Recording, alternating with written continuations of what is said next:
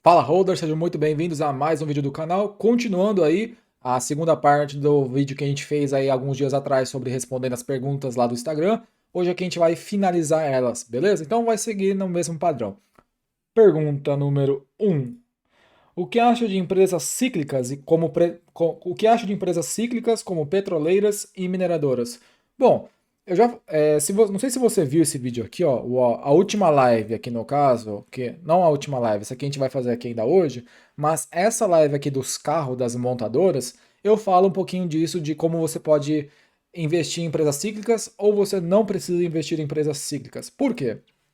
Como no vídeo, naquela live que eu falo, uma das maneiras mais eficientes de você conseguir gerar valor investindo em empresas cíclicas no longo prazo é que quando o ciclo inverter, isso vai acontecer, porque a gente já está partindo do ponto que elas são cíclicas. Então, o que é o ciclo inverter? Basicamente é quando os resultados dessas empresas piorarem, ou seja, eles estão num ciclo de baixa, e isso vai acontecer mesmo que for a melhor das empresas. Pode ser num vídeo lá que eu falei, né, da Tesla. Hoje a Tesla não é uma empresa cíclica, um dia ela vai, né, se consolidar, e a gente vai ter que entender aonde, que patamar ela vai se consolidar, e aí a partir daí a gente começa a ver a ciclicidade dessa empresa. Então, pode ser a melhor das empresas. Vamos partir do ponto que a Tesla hoje já é uma empresa cíclica. No caso aqui não tem problema algum, porque né, se o resultado dessa empresa piorar, você tem que ver se no período que ela estava ganhando muito dinheiro, ela continua investindo para quando o ciclo piorar e voltar, ela está melhor do que o ciclo melhor anterior. E isso como é que ela faz? É expansão de novas fábricas, redução de custo. Quando o ciclo inverter e o resultado ficar pior, o resultado não perder tanta margem bruta, não perder tantos pontos, tá? Ela não começar a distribuir muito dinheiro em forma de dividendos só para, né, satisfazer o acionista, tá? Então tudo isso você vai ver ao longo dos ciclos das empresas. Você pode ter empresa cíclica para o longo prazo na sua carteira? Pode, não é para todo mundo. Você não precisa ter empresa cíclica na sua carteira, porque é muito difícil. Você vai ter que aportar no momento em que a ação dessa empresa vai estar caindo uns 40, 50%. Você vai ter que ter a frieza de analisar o balanço e ver se realmente está tudo bem. Se estiver tudo bem, ela não está queimando caixa dando em dividendo, ela está prontinha para quando o ciclo voltar, ela voltar melhor, você vai ter que aportar e aportar forte, mesmo com a ação piscando 60, 70% de queda no período, e você vai ter que aportar. Se você não aproveita esse ciclo de baixa de uma empresa cíclica boa, você não gera valor no longo prazo. Então, se você não está disposto a fazer esse movimento contrário e ter uma frieza de analisar o balanço de uma empresa no pior momento que o negócio vai estar pegando fogo, nem entra.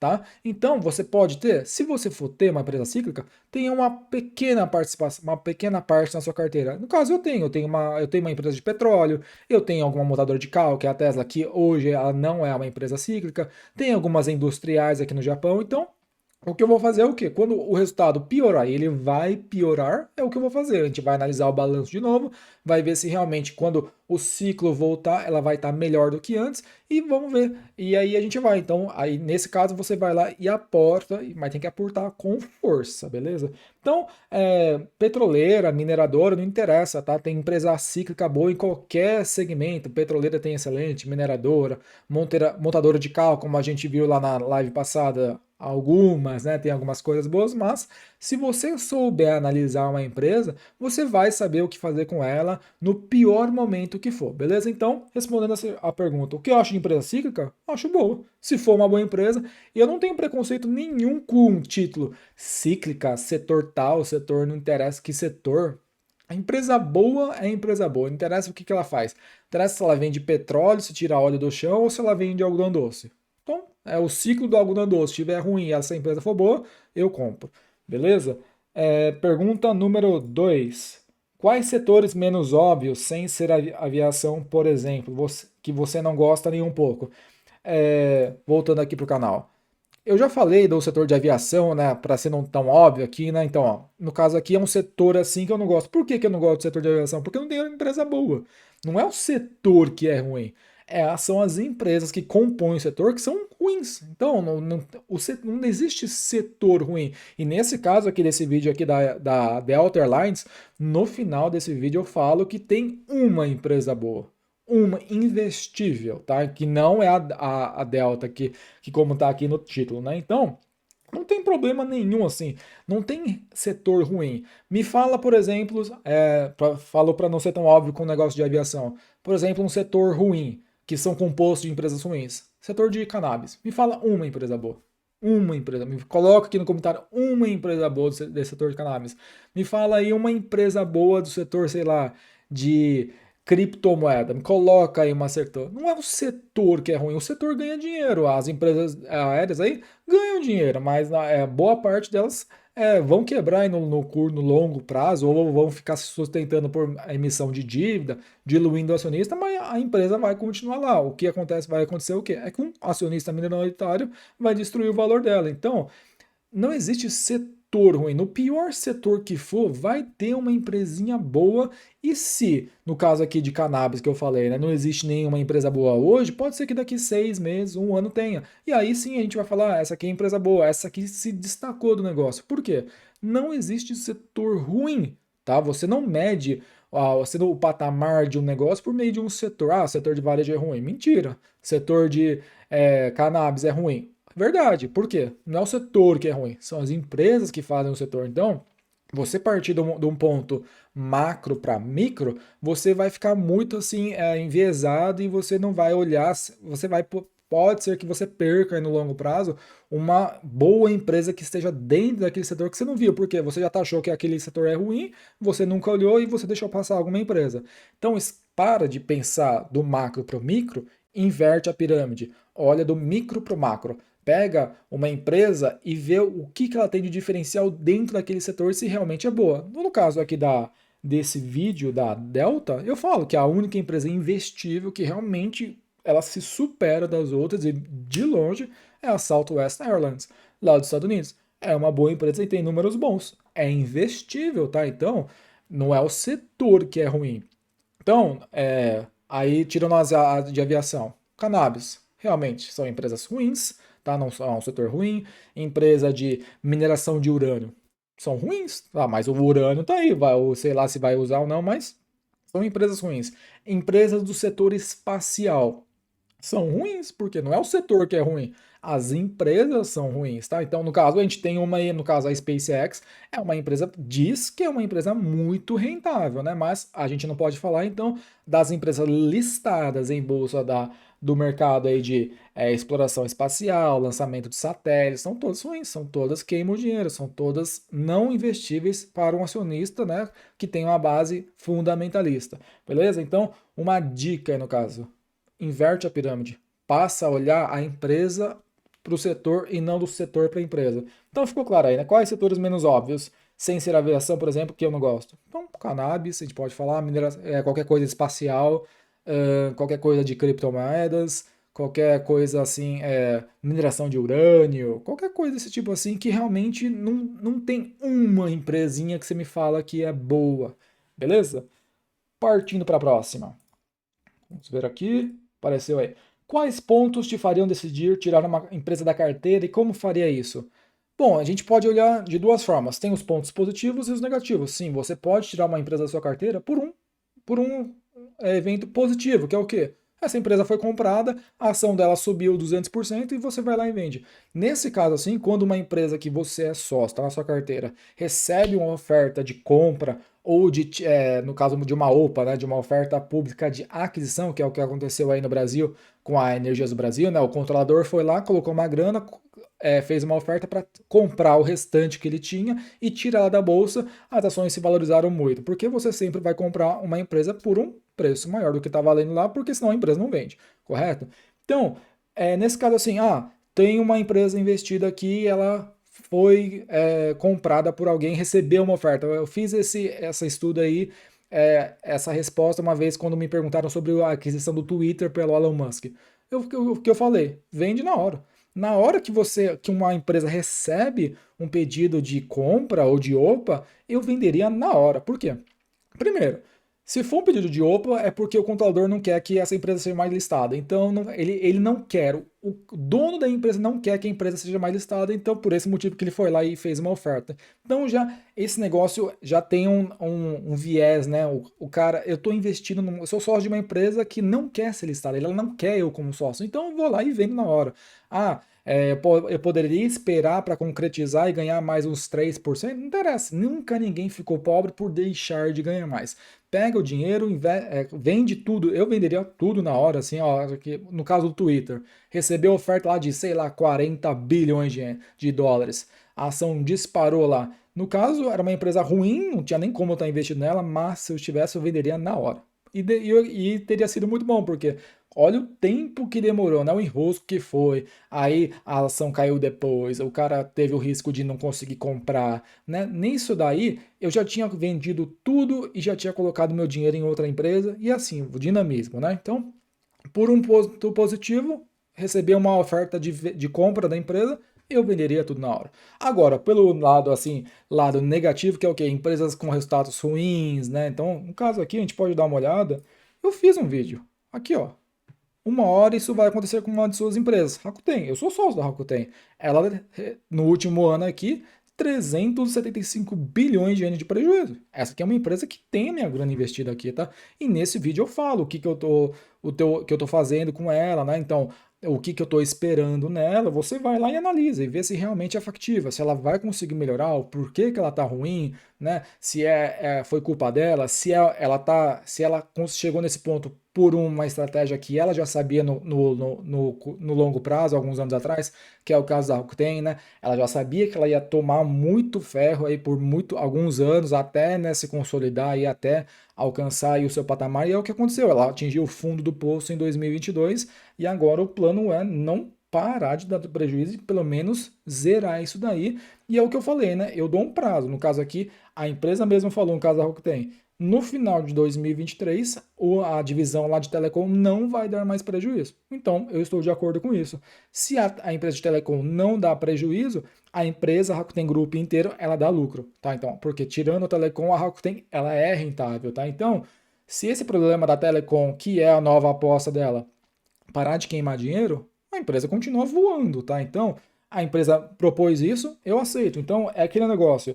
Entenda o que a empresa está passando, se ela tem algum plano de ação e vê se você está de acordo. A empresa está falando, estamos melhorando aí nos próximos 6 meses, no próximo um ano. Você está de acordo? Não? Se você também não está de acordo, você vai lá e vende. Se não tá, se você não acredita nisso, vende. No caso, um outro cenário que eu venderia assim na hora, fraude. Tá, no caso, uma empresa aí, sei lá, Apple, uma empresa boa, né, que eu sou sócio também. Reportou aí indícios de fraude e depois de algum tempo se concretizou. A própria empresa falou, ó, anos atrás, fraude, os números não eram esses, eram muito piores. Vendo na hora. É o tempo de eu abrir o home broker e apertar a venda. Pego minha grana, não interessa se caiu 70%, 80%, vende na hora e coloca a grana em outro lugar e vai, tá? Não fica assim, esperando, vou ganhar mais 3%, ou no outro dia vai recuperar um pouquinho, eu vou vender. Não, essa empresa já era fraude. Essa empresa que você investiu, na verdade, nunca existiu, né? Era uma maquiagem total e você foi enganado como todo mundo aí, no caso, né? Um cenário aí hipotético, no caso de Apple, e é um caso assim, fraude é venda na hora, resultados ruins acontecem, vai acontecer com uma de suas empresas, vai acontecer, você analisa, ué. Para mim, tudo bem, não tem problema algum. Eu estou de acordo com esse período que, no caso, a Rakuten me falou para eu esperar um pouco, né? Um aninho aí. Então, nada demais, né? Então, quais pontos te fariam decidir de tirar uma empresa da carteira? Ponto positivo, venda na hora. Pontos negativos, resultados ruins. Uma hora isso vai acontecer, é normal. Agora, resultados ruins, perda de margem, perda de market share, queima de caixa, aí vai por um ano e meio, 2 anos, por 2 anos assim consecutivos vendo que o problema é na empresa, eu venderia também, né? Mas sempre dando um tempo mínimo para ela melhorar, nunca assim, e uma venda na hora, no caso de fraude. Aí é só apertar o botão de vender e pegar a grana e colocar numa empresa boa. Beleza? Próxima. O que acha de empresas mais estacionadas como Kellogg e o que faria se estivesse em carteira? Primeiro, eu nunca teria Kellogg na minha carteira porque não é o meu perfil. Então, não tem esse negócio, se você tivesse. Não. A gente aqui não brinca com hipóteses, não. O meu perfil não é ter uma empresa de Kellogg, então eu nunca teria ela na carteira, tá? E esse é o tipo de pergunta que provavelmente quem fez ela tem Kellogg na carteira e quer saber a minha opinião para eu dando a minha opinião, o cara tomar a decisão, né? Então, se isso for verdade, enquanto você não parar para pensar, né, e ver realmente qual que é o teu perfil, o que que você está fazendo, o porquê que você colocou a sua grana nessa empresa, você vai ficar sendo jogado de, uma hora é a vez do Bitcoin, você vai lá e compra Bitcoin. Aí é uma hora empresa de dividendo, vamos comprar a empresa de dividendo, como que é o cenário que está agora, né? Cheio de pessoa de curso aí vendendo curso de como ter renda extra, como ter o segundo salário em dividendo, é o que tem agora, porque taxa de juros subindo, a bolsa caindo, né? E o que essas pessoas que estão aí vendendo curso de dividendos vendendo curso podem fazer o quê? Vamos enfiar dividendo na galera, né? A gente pode falar que é uma rendinha extra aí. Aí você vai lá e compra dividendo. Aí passa essa época aí, agora a moda é investir em empresa de tecnologia. Aí você vai lá e compra em empresa de tecnologia. Então, se você não tiver uma estratégia, se você não se conhecer como investidor, qual que é o teu perfil, o que você quer da vida para os investimentos, você vai ficar sendo jogado igual um barril no meio de um navio aí navegando. Uma hora você vai para um lugar, aí você vai para o outro. Aí você nunca vai conseguir nada, porque você não tem a sua estratégia. Você vai ficar sendo jogado, né, conforme a maré vai. E, só para você ter meio que uma noção assim, Kellogg. Tá, se eu tivesse Kellogg na carteira, tá? O que você espera de uma Kellogg? Por quê? Qual que é o negócio aqui? O que acho de empresas mais estacionadas como Kellogg? O que faria se tivesse em carteira? Então, primeiro, não teria empresas estacionadas porque não é o meu perfil de investimento. E o que você espera de uma empresa como a Kellogg? Ela não está estacionada, ela está agindo de acordo com o que ela sempre foi, que foi o quê? É uma empresa de crescimento muito devagar, porém que cresce. Ué. Nos últimos 10 anos, a receita aqui saiu de 14.200 para 15. Cresceu pouco? Sim, cresceu pouco, mas é o perfil da empresa. Nunca espere algo de uma empresa que ela nunca vai te dar. O que você espera de uma Kellogg? Que ela cresça a receita 15% ao ano, que gere caixa de uns 3 bi, né? E que quite essa dívida em 2 anos? Não, ela não tem balanço para isso. Ela vende cereal, cara, ela vende comida, não tem assim. As margens são baixas, né? E nem são tão baixas, tá? A Kellogg não é uma empresa ruim, tá? De todo, tem coisa melhor? Tem coisa melhor, tá? Mas quem que tá errado aí? É você que que investiu em Kellogg ou é a Kellogg que te enganou? Eu acho que no caso é você que investiu em Kellogg, porque a Kellogg não te enganou em nada. Ela já é essa empresa estacionada com muitas aspas aí, desde sempre. Você pode ver, ó, ela cresce muito devagar. Ela dobra a receita aqui, sei lá, a cada uns 10 anos. Agora não, né? Porque como ela estacionou, ela está num patamar muito grande, ela não vai dobrar mais a receita. Ela vai continuar aqui, ó, vendendo 15 bi, geração de caixa de 1,6 bi, capex baixo, sobra uma grana, paga muito dividendo aqui, recompração. Não tem nada de errado com aquela. O que tem de errado aí nesse cenário que você me mostrou dessa pergunta aqui, se for o caso, é você. Quem está errado aqui nesse cenário é você, porque você está esperando algo de uma empresa que ela não vai te dar. A Kellogg é estacionada. Ela é estacionada, como qualquer outra empresa parecida aí, sei lá, uma Procter Gamble. Quem tem Procter Gamble está reclamando aí, as ações não sobem. É claro que não sobe, porque o resultado dela é muito devagar. Você vai ver a valorização daqui 15, 10 anos, tá? Então, se você está procurando algum resultado que não seja estacionado de Kellogg, me desculpa, o erro está em você. A empresa tá aí, já era assim quando você comprou, se você comprou, né? Partindo do ponto que você tem em carteira. Se você não tem em carteira, a sua ideia sobre ela também está errada, porque ela não está estacionada, ela está onde ela sempre esteve, que foi que assim, crescimento muito devagar.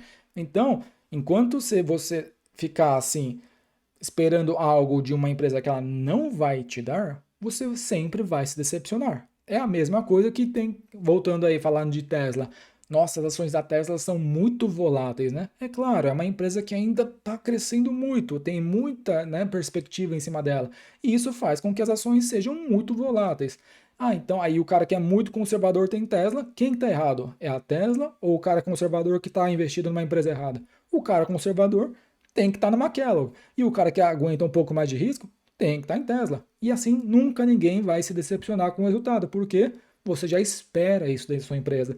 Então, é por esse motivo que eu falo. Eu não sei porque eu nunca teria aquela na minha carteira. Se eu tivesse, eu estaria decepcionado, mas porque eu errei em colocar ela na minha carteira. A Kellogg nunca foi errada. Ela é uma boa empresa aí, né, dentro do que ela pode ser, mas no caso aqui é você que está errando em esperar algo que ela nunca pode te entregar. Nunca vai te entregar nada muito fora disso daqui. Beleza? Acho que foi isso então, 678. Encerramos aqui então, pessoal. Espero que vocês tenham gostado. A gente tenta aí fazer esse quadro aqui mais ou menos uma vez por mês para a gente trazer um insight, né? Uma explicação mais aprofundada aqui nas perguntas que vocês fazem lá no Instagram. Beleza? Então, espero que vocês tenham gostado. Um abraço e falou!